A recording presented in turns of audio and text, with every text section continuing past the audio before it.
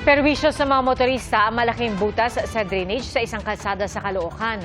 Nakuhanan pa ng CCTV ang mga sasakyang nahulog sa butas na plywood lang ang takip. Saksi, si Rafi Tima. Kita sa CCTV ang mabagal na andar ng kotseng ito na magmamaniobra sana sa Mabini Street, Maypaho, Caloocan City. Maya-maya, kita na tila nahulog ang unahang gulong ng kotse. Sa isa pang anggulo ng CCTV, mas malinaw kung ano ang nangyari. Sa parehong araw, isang asul na SUV na gumilit sa kaparehong lugar ang nahulog din sa kaparehong butas. Ang mga insidente, nasaksihan daw mismo ni Mang Ato na residente malapit sa lugar.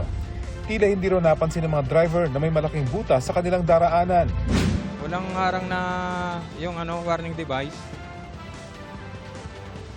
Ilan na yung aksidente po rito? Bali, dalawa lang naman po yung nakita ko eh. Ilang linggo na raw nakakalipas nang mangyari ang insidente, pero kanina, ganun pa rin ang sitwasyon. May takip nga ang butas pero tila bitin, kaya hindi rin natatakpan. Isa lang ito sa mga box culvert type na drainage sa kahabaan ng Mabini Street. Karamihan sa mga ito wala ring warning sign. Ang iba, ni walang takip. Kinumpirma ng Metro Manila 3rd District Engineering Office ng DPWH, kanila ang proyekto. Supposed to be dapat meron siyang nakapaikot na naka-elevate, at least visible siya sa mata ng motorist. Kaya as soon as malaman namin na ganun yung situation, pinayos po namin kagad kay contractor. Ayon sa mga trabador sa lugar, nakatakda na nilang takpan ang mga ito. Kaya ginagawa na namin kasi bubuhusan na namin mamaya.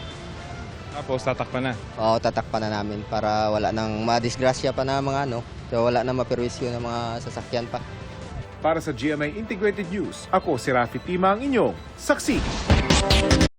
Mga kapuso, maging una sa saksi. Mag-subscribe sa GMA Integrated News sa YouTube para sa iba't ibang balita.